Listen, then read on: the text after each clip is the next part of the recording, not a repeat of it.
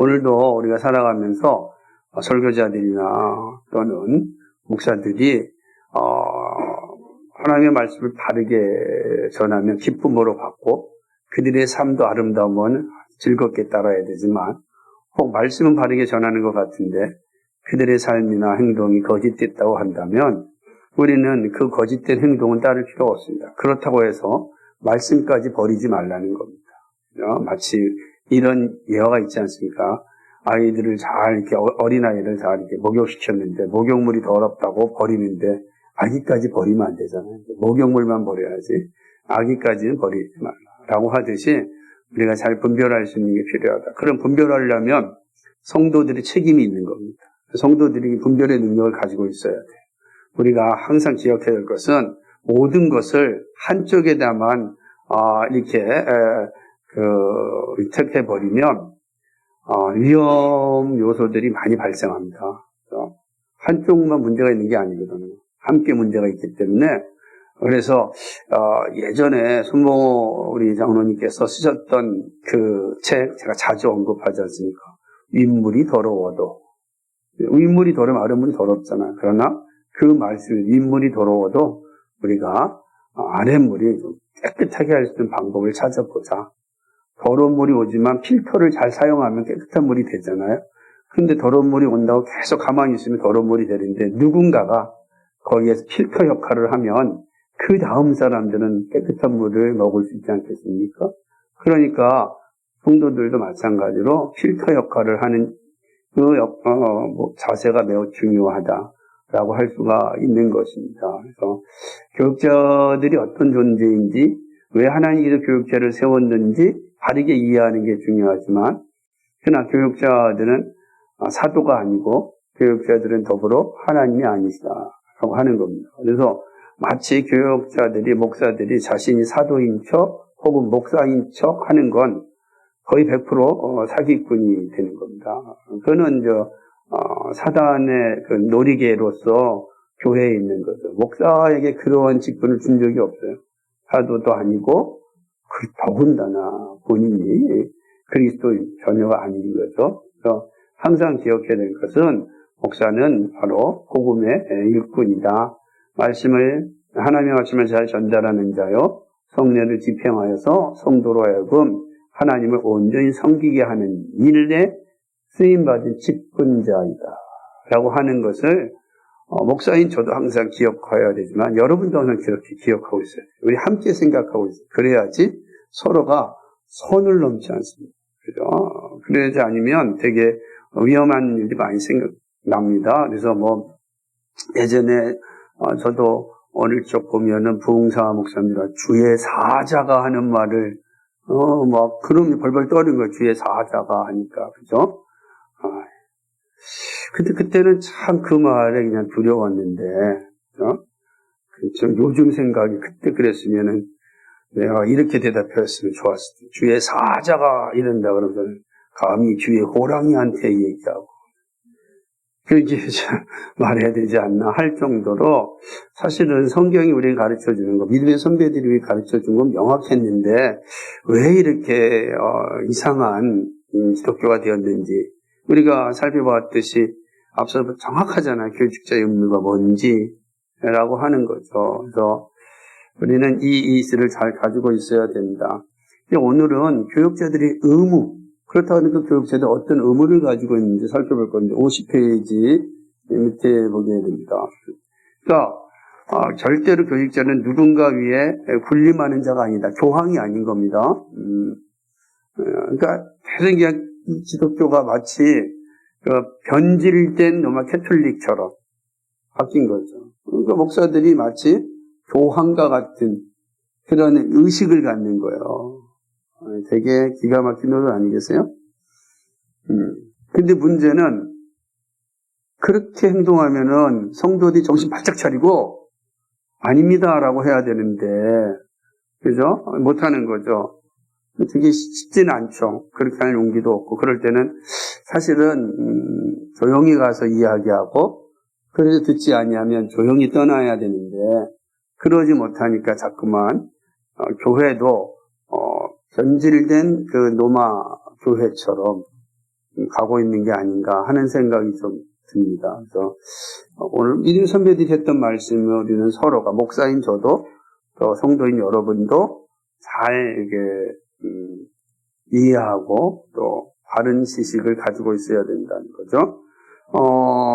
우리가 이제 교육자들의 의무는 분명한데 하나는 여기 있는 것처럼 두 가지가 있는데 이미 말씀드린 것처럼 그리스도의 복음을 잘 가르치는 것 이게 첫 번째 교육자의 의무예요. 그러니까 교육자가 할 일은 성경에서 그리스도께서 우리에게 주시고자 하시는 그 복음이 뭔지를 잘 가르쳐야 돼요. 성경을 잘 해설해요. 설명해야 돼요.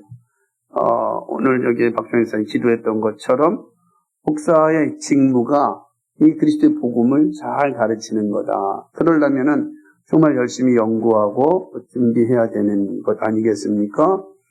그러니까 이게 되게 중요한 거예요. 근데 단순히 연구하고 준비하면 끝나는 것이 아니라 그만큼 그 말씀의 깊은 은혜의 자리에 본인도 잘 서 있어야 한다라고 하는 거죠. 두 번째는 뭐냐면 성례를 잘 집행하는 겁니다.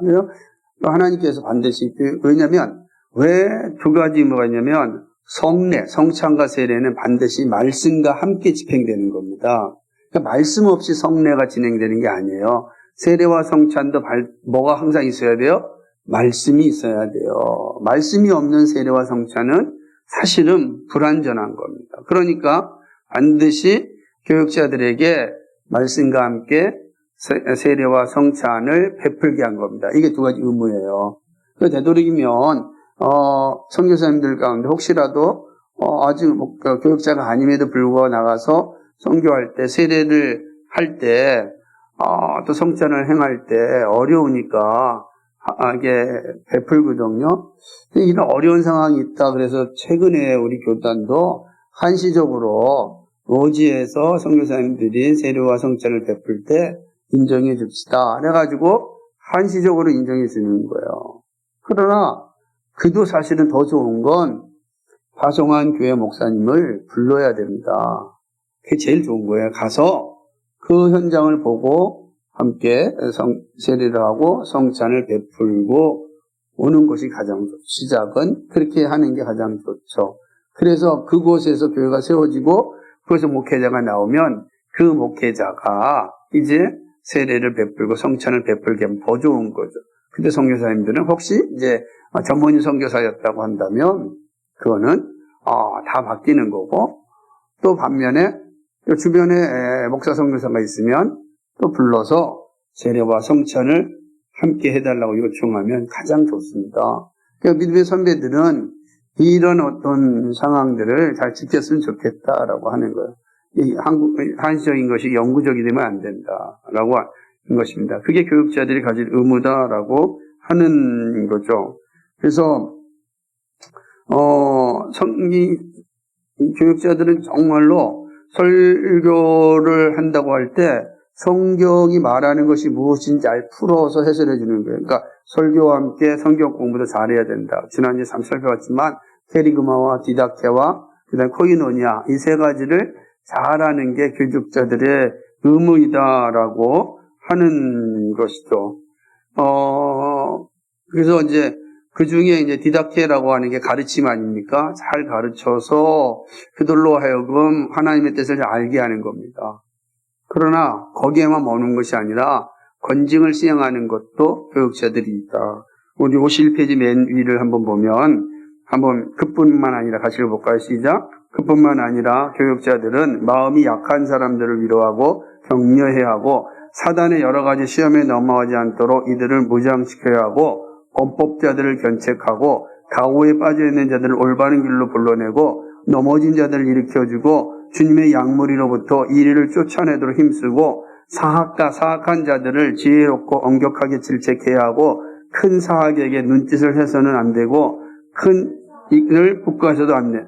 이것 이외에도 그들은 성례전을 베풀어야 하고 이 성례전을 옳게 사용하도록 가르쳐야 하고 건전한 가르침에 의하여 준비시킴으로 이 성례전을 받게 해야 하고 신자들의 거룩한 일치를 보존해야 하고 분열을 막아야 하고 복음과 성경에 무식한 사람들을 가르쳐야 하고 교회에 가난한 사람들을 돌봐야 하고 병든 자들과 여러 가지 시험에 시달린 사람들을 신방하고 가르치고 생명의 길로 계속 인도해야 한다. 이것이 이어 고역자들은 어려운 일에 처할 때마다 공동체적 금식을 실천하면서 공동체적 기도 모임에 참여하고 교회들의 안정과 평화와 번영을 위하여 부지런히 정진해야 한다. 이게 이제 교역자들의 일이다. 그러니까 가난한 자들, 연약한 자들을 돕고 섬기는 일, 죄에 대해서는 분명하게 징계하는 일, 다 있습니다. 그래서 여러분 이걸 아셔야 돼요. 여러분 직분자가 되었죠. 안수를 받은 직분자가 됐잖아요. 안수를 받은 직분자는 어떤 위치에 있느냐면 거의 이 목회자와 같은, 교역자와 같은 역할을 감당해야 되는 겁니다. 그래서 성도들이 시험 들고 어렵고 힘들 때는 목회자들은 철저히 가서 그들 앞에 무릎을 꿇더라도 그들을 다시금 복음의 자리에 돌아오게 해야 합니다. 그러나 직분자들이 그렇게 하면은 그것은 본인들이 하나님 앞에 범죄한 겁니다. 사실 그 직분자들은 스스로가 살아남아야 되는 거예요. 직분자가 됐다는 건 그 엄청난 무게감을 가지고 있어야 돼요. 근데 우리는 그 직분이라는 것이 아주 매우 가볍게 여기는 거예요. 예를 들자면 교역자와 같은 위치에서 있어야 되는 겁니다. 그래서 교역자가 범죄를 하거나 교역자가 죄를 짓거나 그럴 때는 그거는 성도와 비교할 수 없는 권징이 시행되는 겁니다. 그죠? 여러분 잘 생각해 보세요. 이런 겁니다. 성도들이 혹시라도 성적인 범죄를 저질렀으면 우리는 권징을 시행할 수 있습니다. 그러나 그가 잘 회복하여 하나님께 바로 서도록 애를 쓸 수 있습니다. 그죠? 그러나 목사가 그러면 그거는 면직해야 됩니다. 면직을 하는 거예요. 그리고 때로는 출교까지 해야 되는 겁니다. 이 다른 거예요. 그게 바로 직분자가 됐다라고 하는 의미인 겁니다. 그래서 더 큰 책임을 감당하는 것이죠. 여러분, 우리가 항상 인식해야 될 것, 직분을 받으신 분들은 그만큼 위험이 있는, 그래서 세우신 거예요. 그래서 성도들이 존경하는 겁니다. 존경하고, 저분들의 삶을 따라가고 싶다라고 하는 걸 보여줘야 돼요. 많이 되는 게 중요한 것이 아니라 바르게 되는 게 중요한 겁니다. 직분자 제일 중요한 건 정말 하나의 앞에서의 바른 믿음과 성품이 되게 중요한 거예요. 여러분 잘 존경하잖아요. 저는 감사한 게 우리 교회 젊은 사람들 또 성도들이 직분자된 여러분을 잘 존경하고 있는 게 참 감사합니다. 끝까지 가야 되는 거죠. 끝까지 가야 되는 것입니다. 그래서 쉽게 직분 받으려고 하지 마시고, 그러나 안 받으려고 해서도 안 되고, 분별을 잘 할 수 있어야 된다라고 하는 거죠. 그래서 교육자들에게는 이러한 어떤 의무가 주어졌습니다. 그래서 성경을 잘 모르는 사람들이 성경을 가르치고 끝까지 싸워야 돼요. 제가 여러분에게 늘 책을 읽으라, 성경을 읽으라는 거 싸우는 거예요. 그게 목사의 직무이기 때문에. 그거 안 하면 이제 제 직무를 제가 스스로 위반하는 거예요. 그죠?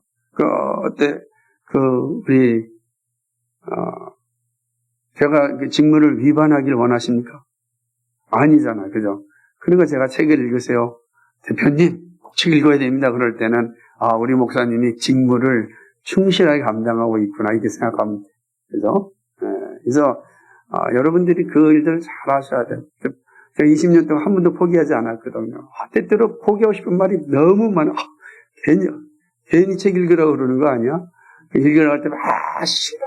이런 거 들으면은 이거 해야 되나 말아야 되나. 그럼 제가 다시 이제 저녁에 가서 생각하면, 내가 지면 안 되지. 끝까지 직무를 감당해야지. 그런 생각. 왜냐하면 그게 저에게 주신 의무기 때문에 그런 거예요, 의무기. 그걸 매일 말씀을 준비하고 읽고 어떻게 하면 바르게 가르칠까 생각하는 거죠. 여러분들이 기회를 주셔서 제가 이렇게 탐사를 갔다 오면은 정말 이번에도 그 아르메니아 탐사는 제 인생에 있어서 가장 중요한 또 전환점이기도 해요. 제가 이번에 그 홀씨학교 강의하려고 우리 그 총신대학교 신학대학원 제 동기가 이제 교수인데 중세교회사 교수예요.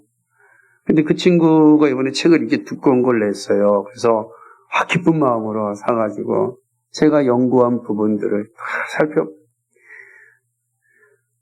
얼마나 속이 상했는지 몰라요.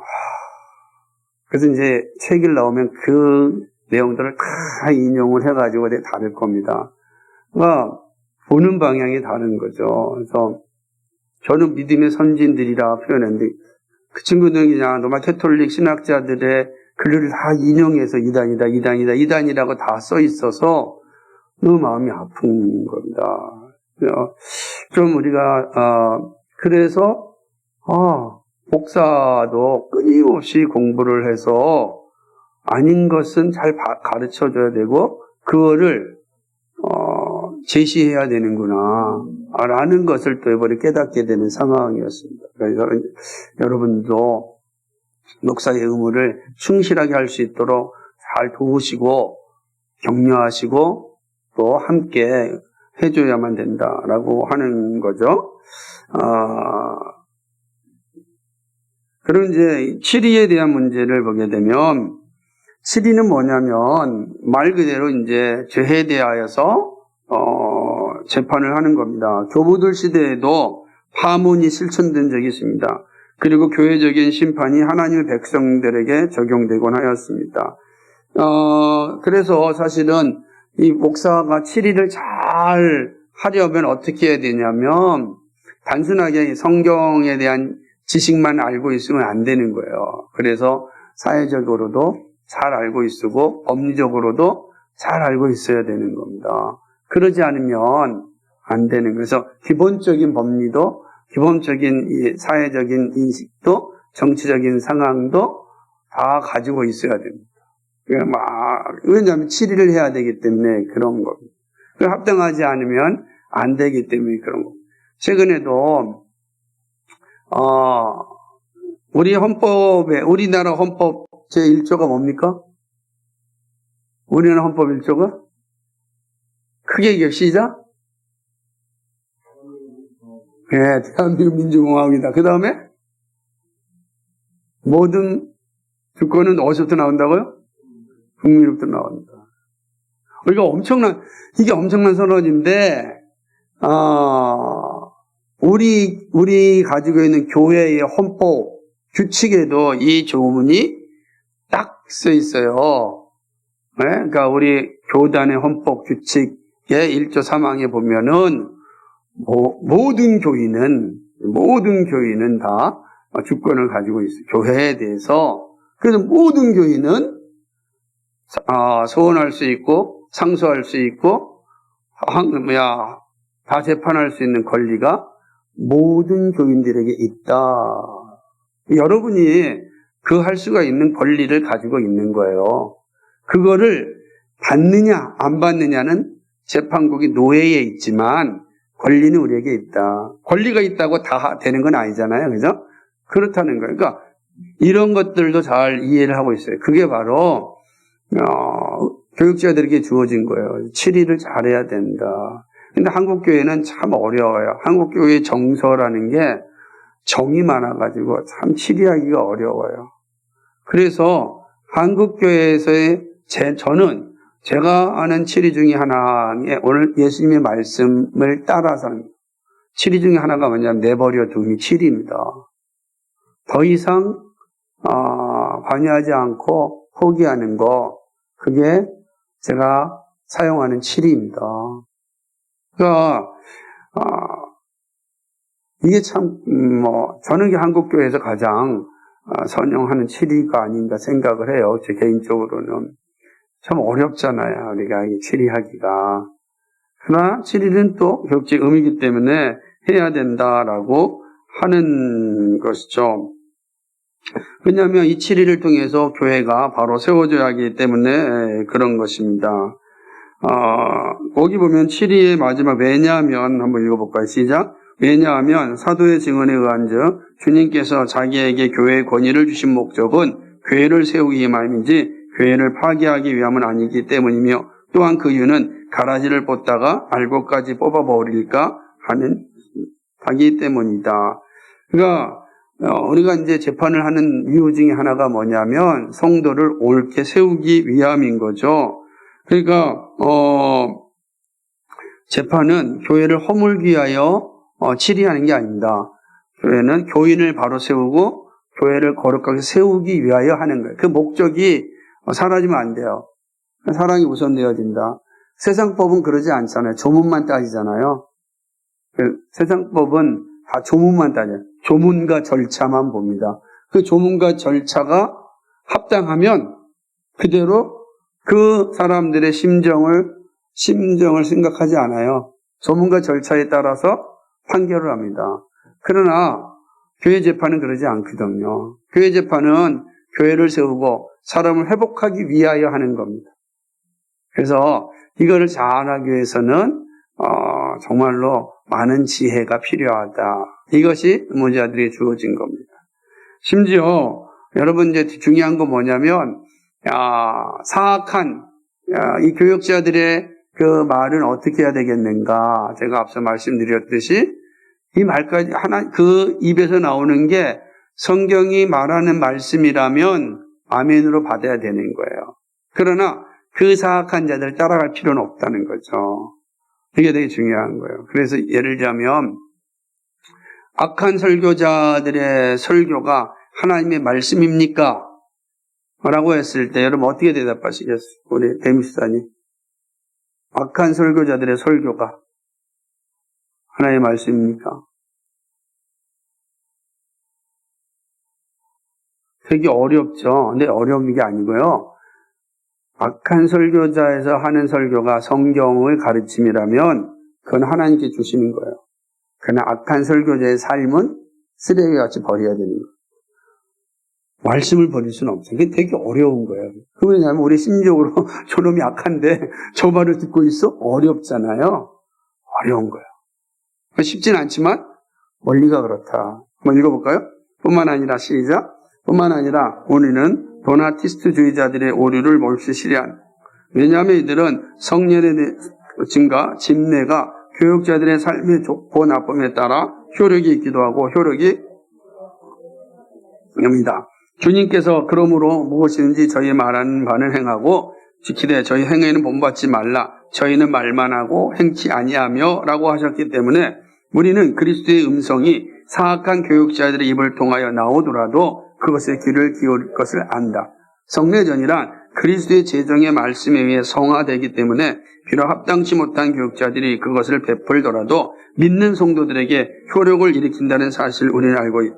이 문제에 관하여는 하나님의 축복받은 종 어거스틴이 성경에 여러 차례 도나티스트를 반박하였다. 그러니까 요새기에 가장 중요한 어거스틴이 이 얘기하는 거, 재미있어. 성례전에 가르치면서 집행하는 집행자의 삶이 옳고 그름에 따라서 성례가 바뀐다는 거예요. 그런 건 아니란 말이죠. 성례 그 자체는 하나님이 제정하신 거나 아름답고 복된 겁니다. 그런데 이왕이면 거룩한 교육자들이 하는 게 가장 좋겠죠. 그렇죠? 그러나 그렇지 않다 할지라도 성례 자체를 포기하면 안 된다. 말씀도 마찬가지예요. 말씀이 옳게 선포되면 아멘으로 받지만 그러나 그들의 행위는 본받지 말아야 되는 거죠. 그러나 말씀을 전하지 않는 목회자는 당연히 배척해야 되는 겁니다. 왜? 그는 의무를 잊어버렸으니까. 그는 의무를 망각했으니까 더 이상 그 직분을 감당할 존재가 아닌 겁니다. 그냥 말씀을 전하지 않고 참으로 비인격적인 행위가 반복된다면 그는 목사의 의무가 사라진 거예요. 섬김이라는 의무가 사라졌으니까 사실은 배척되어야 되는 게 맞지만 그렇지 아니하면 충실히 따라야 되는 거다. 그죠? 우리가 그러려면 우리가 정신을 바짝 차려야 되고 그렇지 않는 자리에 있는 게 가장 좋고 그렇습니다. 이제는 노예에 대한 것들을 생각해 보도록 하겠습니다. 우리가 지금 교회에 대한 내용들을 얘기했어요.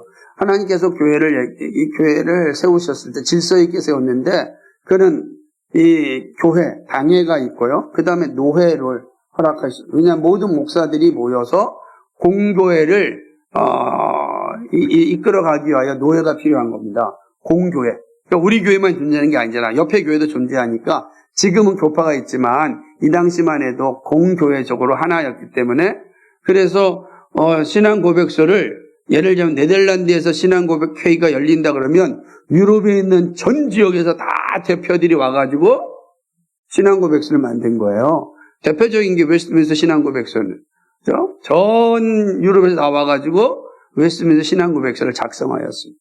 그래서 공교회적 신앙 고백소라 그러는 거예요. 그 노예가 어떤 것이냐 한번 읽어볼까요? 시작. 그럼에도 불구하고 교육자들을 위해서도 적절한 치리가 있어야 된다. 이게죠. 근데 교인의 치리는 교회에서 한단 말이야. 당회가 다 해요. 그런데 교육자들이 사악해요. 이 사람 그냥 놔두면 안 되잖아요. 계속 사악하면 교회가 어지러워지니까 이 교육자들은 치리를 해야 되는데 교인들이 할 수가 없어요. 그래서 노예가 치리할 수 있도록 노예가 치리할 수 있게 합니다. 그래서 노예가 있는 거예요. 교육자들의 치리를 위하여 노예가 존재합니다. 노예들은 교육자들의 가르침과 삶을 주의해 깊게 검토해야 한다. 교정될 만한 범법자들은 장로들이 견책받아야 하고 올바른 길로 인도되어야 한다. 만약 교정이 불가능한 사람들은 추방되어야 한다. 그러니까 사악한 목사나 목회자들이 계속해서 사악함이 있으면 노예가 추방시켜야 돼요. 근데 노예가 이 일을 하지 못하면 노예가 어지러워지는 거예요. 그건 교회가 어지러워지는 겁니다. 근데 사람들은 추방당하길 원하겠어요?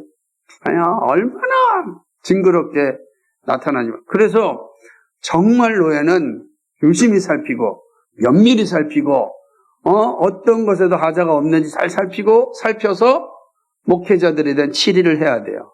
반드시 해야 되는 겁니다. 이게 정말 중요한 거죠. 마치 참 목자들이 주님의 양머리부터 이리를 추방하듯이 해야 됩니다. 같이 읽어볼까요? 52페이지 맨 위에 한번 읽겠습니다. 시작. 왜냐하면 이들이 거짓 선생들일 경우 결코 용납될 수 없기 때문에 이제 이런 일들을 위해서 세계교회 모든 교회들의 회의들이 사도들의 모범을 따라 교회의 파괴가 아니라 교회의 번영을 위해서 회집한다면 우리는 이 교회들의 종교 회의들을 인정해야 한다라고 하는 그 총회를 인정하는 총회의 결정을 헌법에 성경에 합당하게 치리했다면 우리는 받아야 됩니다. 우리 그죠 합당. 그런데 역시 이 땅에 사는 사람들은 여전히 이제 불법을 행하는 자들이 있으니까 재판국들이 돈을 받는다든지 이래가지고서 참 옳은 것을 굳게 하는 굳게 하는 일들이 일어나니까 이 참 슬픈 일이지만 그럼에도 불구하고 하나님께서는 그러한 제도를 통하여서 사악한 목회자들을 치리합니다. 특별히 이단적 사설을 외치는 자들은 반드시 우상 숭배를 강요하는 이에마다로 치리해야 되는 겁니다. 그게 노예가 하는 일이죠. 그 노예가 가장 많이 사용하는 것들이 각 교계에서 이단적인 설교를 한다든지 가르침이 있으면 고소가 들어오면 거의 대부분 이단적인 고소 고발에 대해서는 치리를 반드시 행합니다. 제가 우리 있는 노예도 그러한 사건에 대해서 치리한 것을 보면서 그래서 더 이상 그런 어떤 헛된 가르침에 넘어가지 않도록 하는 겁니다. 이게 노예가 존재하는 거다. 우리는 여러분도 그런 의무가 있다. 그래서 목사가 도덕적으로 문제가 있다든지 교리적으로 문제가 있을 때는 언제든지 당회를 통해서 노회에 신청해서 치리를 요청할 수 있다라고 하는 것입니다. 이 가르쳐야 됩니다. 이거 이제 이게 없다고 하는 것은 법에 어긋나는 거예요. 있습니다. 여러분 제가 잘 가르쳤으니까 이 사실. 그렇다 함부로 가르치는 건 바람직하지 않겠죠. 마지막 이제 일꾼은 일의 대가를 지불받아야 합니다. 참 재밌습니다. 이 부분 잘 인식합시다. 가시겠습니다. 시작. 모든 신실한 교육자들은 선한 일꾼들로서 자신들의 일에 대가를 받아 마땅하다. 교역자들이 봉급 혹은 자신들과 자신들의 가족을 위해서 필요한 모든 것을 받는 것은 죄악이 아니다. 왜냐하면 사도 바울은 고린도서 9장과 디모데전서 5장과 그 외 다른 곳에서 이와 같은 것을 교회가 주고 교역자가 받는 것을 올바른 일이라고 말하기 때문에, 예컨대 제세르파 사람들은 사도들의 가르침에 입에대는 것을 했다. 왜냐하면 이들은 교육활동을 통해서 먹고 사는 교육자들을 정죄하였고 비방하였기 때문이다. 그러니까 이 당시 제세파들이 그랬던 것 같아요. 지금은 그러지 않아요. 근데 이 당시 제세파들은 막 생겨나면서 그런 모습이 있었던 건데, 그러니까 교육자들이 스스로 일하면서 교회로부터 사례를 받는 건 그거를 이제 정죄했는데, 오히려 개혁교회들은 사도 바울의 가르침에 따라서 교육자들은 다 교회가 그 세움을 입어야 된다. 그래서 종교개혁 위의 교회들은요, 목사가 이렇게 개별적으로 교회를 개척하는 것을 허용하지 않았어요. 노회가 교회를 개척을 허용하고, 그리고 그 교회가 목사의 사례비를 충분하게 감당할 때 교회로 설립을 받습니다. 저희 교회도 마찬가지예요. 저희 교회도 처음에 교회 설립했죠. 그때 교회가 아니고 기도초소로 되어 있다가 저희 교회가 5년 뒤에 이제 저희 교회가 교회로 노회에서 설립을 받았어요. 그러니까 예배는 드렸지만 교회가 아니었습니다. 기도초소였어요. 그리고 5년 뒤에 이제 저희 교회가 교회로 이제 설립을 받은 것입니다. 그렇다고 해서 교회는 다 교육자의 임기는 다 인정해 주지만 그런 구조가 있죠. 그리고 이제 위임을 받는다라고 하는 것은 사실은 목사가 위임 받잖아요. 위임 받는 건 그 위임 받는다는 그 교회의 장로가 당회가 세워졌다라고 하는 것을 의미하는 겁니다. 당회가 세워지면 당회는 반드시 위임 목사를 청빙해야 되는 겁니다. 그래야 온전한 교회가 됩니다. 그러니까 이런 것들이 합당한 거죠. 그래서 사실은 오늘날도 목사님들의 이중직, 그 한시적 노동을 하시는 분들이 많잖아요. 안타깝죠. 그게 없는 게 가장 좋습니다. 그러나 지금 상황이 어려우니까 이렇게 되어 있지만 사실은 이 문제는 노예가 책임져야 될 부분들이 많이 있습니다.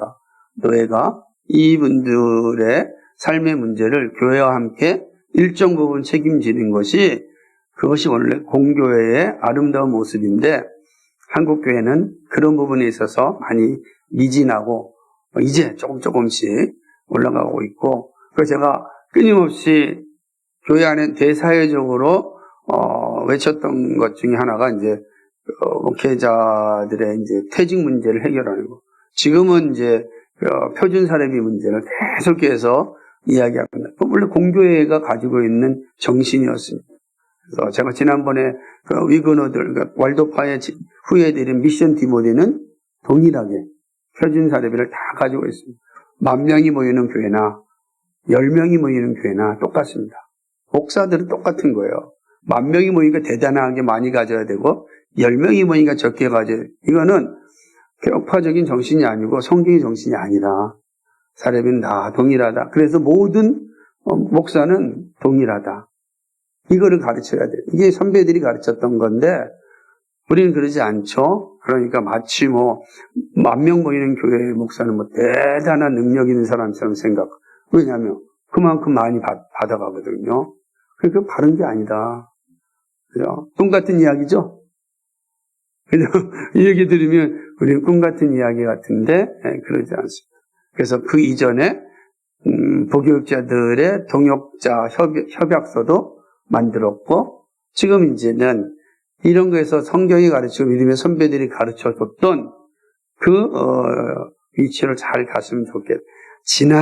아주 지난한 싸움이 될 것이고, 그러나 하나님이 기뻐하신다면은 언젠가는 이 논의가 교단 안에서 공론화가 되어서 바르게 세워지지 않을까 생각을 합니다.